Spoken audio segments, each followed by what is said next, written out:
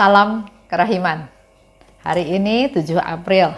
Kita akan baca dari nomor 386 dan 453. Kita mulai dalam nama Bapa dan Putra dan Roh Kudus. Amin. 386. Aku merasa Allah akan mengizinkan aku menyingkirkan selubung, sehingga bumi tidak akan meragukan kebaikan Allah. Allah tidak tunduk kepada gerhana atau perubahan musim. Ia selalu satu dan sama. Tidak ada suatu pun yang dapat menentang kehendaknya. Aku merasakan dalam diriku suatu kekuatan yang lebih besar daripada kekuatan manusia. Berkat rahmat yang ada dalam diriku, aku merasakan keberanian dan kekuatan yang tinggal dalam diriku. Aku memahami jiwa-jiwa yang menderita karena kehilangan harapan, karena aku sendiri telah mengalami api itu. Tetapi Allah tidak akan memberikan sesuatu kepada kita melampaui kekuatan kita. Sudah sering aku hidup dengan harapan yang bertentangan dengan harapan, dan telah mengembangkan harapanku menjadi kepercayaan penuh kepada Allah. Biarlah apa yang telah Ia tetapkan sejak semula terjadi padaku. 453. Pada suatu kesempatan Tuhan berkata kepadaku, "Mengapa engkau ketakutan dan mengapa engkau gemetar ketika bersatu dengan aku? Aku tidak senang kalau suatu jiwa dikuasai oleh ketakutan yang sia-sia. Siapa yang akan berani menyentuh engkau kalau engkau bersama aku? Yang paling menyenangkan hatiku adalah jiwa yang dengan teguh percaya akan kebaikanku dan sepenuhnya mengandalkan aku. Aku menumpahkan kepercayaanku padanya dan memberikan kepadanya semua yang ia minta." Allah selalu satu dan sama. Tidak ada suatu pun yang dapat menentang kehendaknya. Kita tahu ya, nggak ada suatu pun yang dapat menentang kehendaknya, tapi kita sendiri sering berusaha sadar nggak sadar melanggar apa yang Tuhan minta, apa yang Tuhan perintahkan. Aku merasakan dalam diriku suatu kekuatan yang lebih besar daripada kekuatan manusia. Ini sharing dari Suster Faustina ya. Ada satu dorongan kekuatan yang luar biasa dalam dirinya. Berkat rahmat yang ada dalam diriku, aku merasakan keberanian dan kekuatan dalam diriku. Ini hanya bisa diperoleh dengan adanya suatu relasi yang bagus dengan Tuhan. Dia merasa ditemani, merasa dilindungi, merasa disupport, merasa ada kekuatan dalam dirinya, sehingga dia merasa berani melakukan sesuatu. Aku memahami jiwa-jiwa yang menderita karena kehilangan harapan. Betapa banyak ya di sekitar kita juga, khususnya dalam masa pandemi sekarang ini juga, banyak saudara-saudara kita, orang di sekitar kita yang kehilangan harapan. Sepertinya putus asa, sepertinya dia nggak tahu apa masa depan dia. Nggak ada titik cerah dalam hidupnya dia ya. Dia mengalami kehilangan harapan, nggak punya harapan. Tapi di sini Suster Faustina juga katakan, aku paham karena aku pun pernah mengalami hal tersebut. Tapi ingat satu hal, Allah tidak akan memberikan sesuatu kepada kita melampaui kekuatan kita. Itu yang harus kita pegang. Jadi kalau kita masih mengalami sesuatu pada saat ini, berat, ringan, jalan buntu, nggak ada solusi, di depan kita gelap, nggak ada bayangan atau nggak ada arahan titik terang sama sekali, kita tetap nggak perlu putus asa. Kita tetap harus punya pengharapan. Karena Tuhan tidak akan memberikan sesuatu kepada kita melampaui kekuatan kita. Jadi kalau hari ini kita alami, artinya kita masih kuat. Jangan putus asa, tetap punya pengharapan.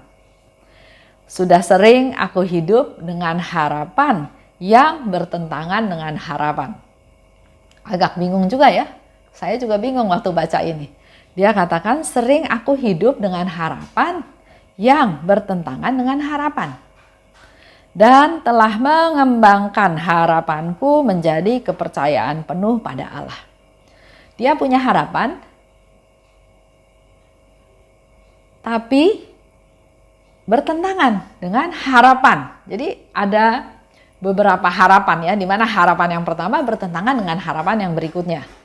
Tapi di sini Suster Faustina katakan dia mengembangkan harapan itu, dia berharap akan sesuatu, anggaplah X ya. Nah, harapan itu dia kembangkan menjadi suatu kepercayaan penuh pada Allah. Berserah pada Tuhan, mengandalkan Tuhan, Tuhan pasti akan memberikan yang terbaik. Misalnya, ya saya coba berandai-andai ya dengan Suster Faustina. Dia kan orangnya sederhana. Dia orangnya ada dalam biara, suster juga suster yang bukan tingkat yang tinggi ya, suster yang golongan kedua. Dan memang kalau kita dengar dari banyak catatan hariannya, dia nggak mau orang tahu apa yang dia lakukan. Dia nggak mau orang tahu kebaikan dia. Dia nggak mau orang tahu penderitaan dia. Dia mau hidup kecil tersembunyi. Nggak usah, orang lain nggak usah tahu. Selalu yang dia minta dalam doa, bahkan dia pernah doa juga, kalau bisa Tuhan juga nggak tahu penderitaan dia ya. Begitu rendah hatinya dia ingin jangan ada orang yang tahu tentang apa yang dia alami, penderitaan dia, bahkan juga perbuatan-perbuatan baik dia juga nggak mau orang-orang tahu. Ya, jadi itu harapannya dia. Tapi hal ini sepertinya bertentangan dengan harapan yang Tuhan minta. Dia katakan pada Suster Faustina, kamu harus menjadi rasulku. Kamu harus memberitakan kerahimanku. Kamu harus ini, harus itu. Jadi dia yang mau rendah hati, dia yang mau bersahaja, dia yang mau ada di belakang layar. Tapi beda juga dengan harapannya Tuhan ya, di mana dia perlu mewartakan apa yang dia alami. Dia bercerita pada Pastor Sopocko. Pastor Sopocko yang menjadi marketingnya Suster Faustina ya. Dan harapan dia mau supaya nggak dikenal, menjadi seperti bunga violet yang kecil. Tapi ada juga harapan Tuhan yang lain di mana dia harus menjadi rasul kerahiman, bahkan bukan menceritakan kerahiman di lingkungan dia aja, tapi bahkan sampai ke seluruh dunia. Menjadi rasul kerahiman. Dan dia persembahkan itu semua bukan jadi harapanku lagi. Saya mau nggak ada yang tahu. Saya mau jadi orang kecil, saya mau jadi orang bersahaja, saya mau tersembunyi. Itu harapannya. Tapi di sini dikatakan bukan harapanku lagi. Tapi percaya penuh, mengandalkan Tuhan, terserah Tuhan. Apa yang mau Tuhan perbuat terhadap dirinya. 4:5-3. Mengapa engkau ketakutan dan mengapa engkau gemetar ketika bersatu denganku? Itu pertanyaan Yesus kepada Suster Faustina. Pada saat Suster Faustina bersatu dengan Tuhan, dia merasa ketakutan, dia merasa gemetar. Dan ditanya oleh Tuhan, kenapa kamu gemetar? Kenapa kamu ketakutan?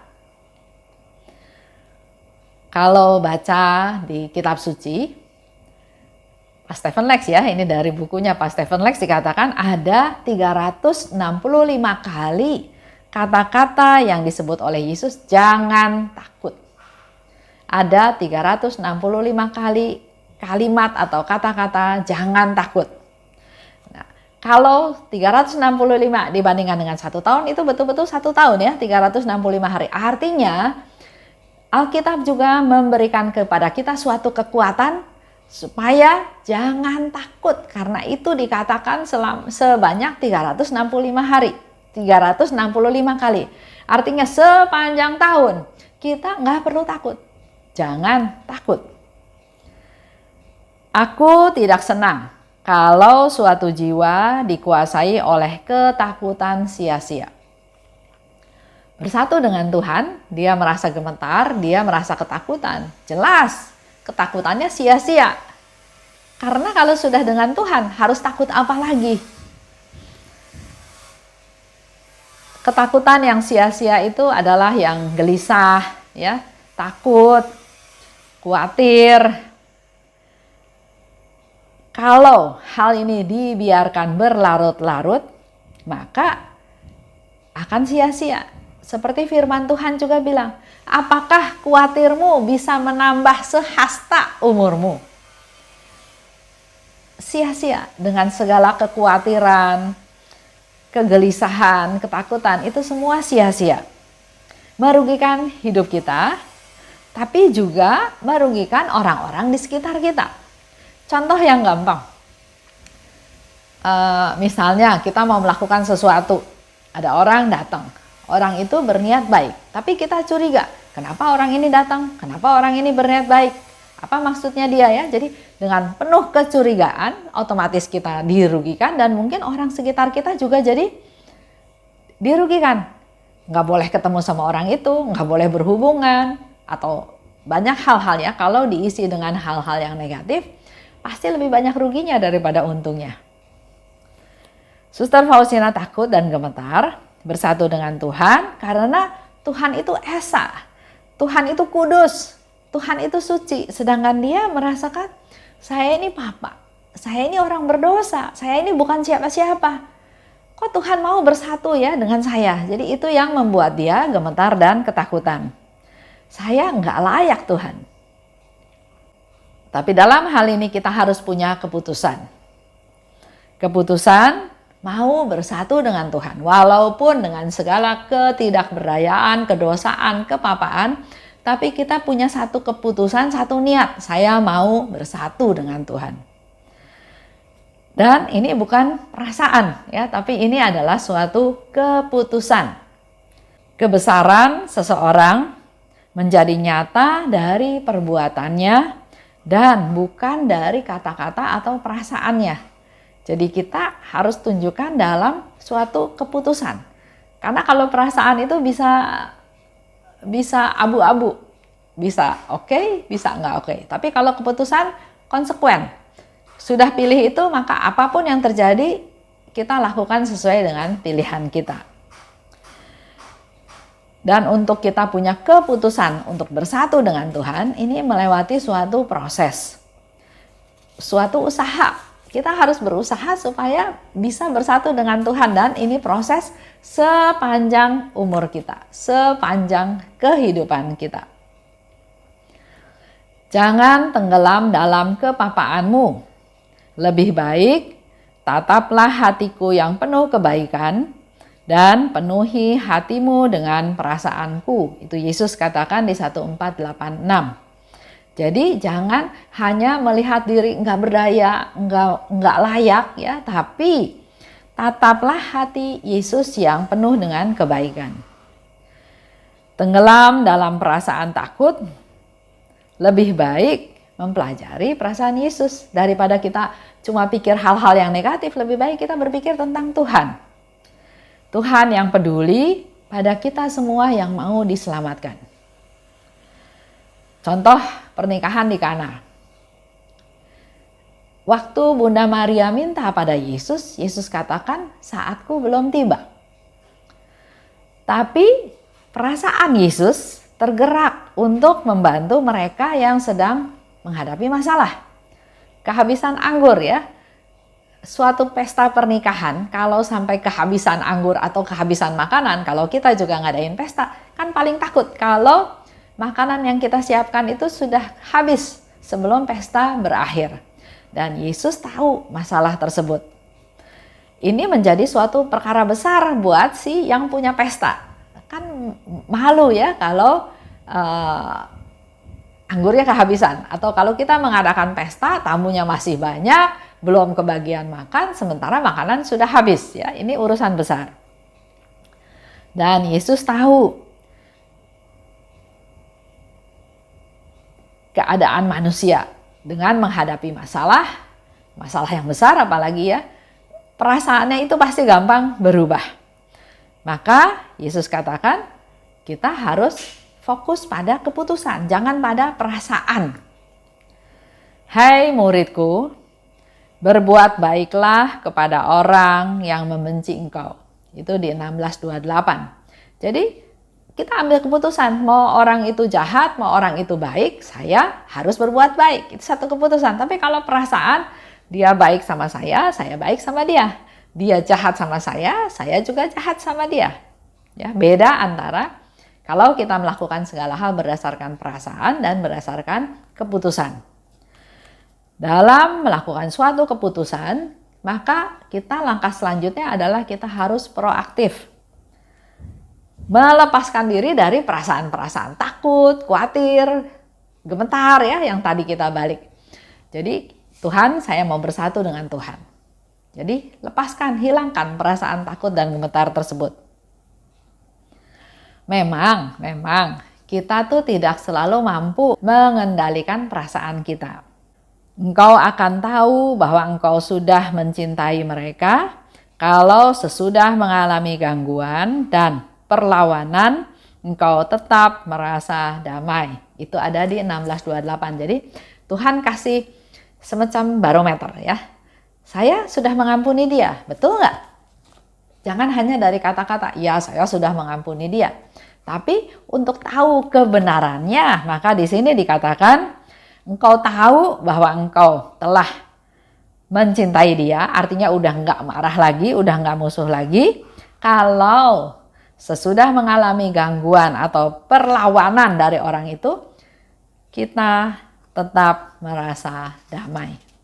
Biasanya kan yang terjadi kalau ada perbedaan pendapat atau kita ditegur, disalahkan, kita nggak terima, kita membela diri, dan akhirnya terjadi perdebatan. Dan biasanya sesudahnya nggak merasa damai ya. Tuhan hari ini memberikan juga satu barometer, satu ukuran di 16:28. Kalau kita mengalami penderitaan, perlawanan, gangguan, tapi kita tetap merasa damai, maka artinya saya sudah mencintai orang itu. Siapa yang akan berani menyentuh engkau kalau engkau bersama aku? Itu pertanyaan besar dari Yesus. Juga untuk kita semua. Percaya nggak apa yang dikatakan oleh Yesus? Kalau engkau bersama aku, siapa yang berani menyentuh engkau? Pertanyaan besar adalah, percaya nggak dengan kata-kata Tuhan?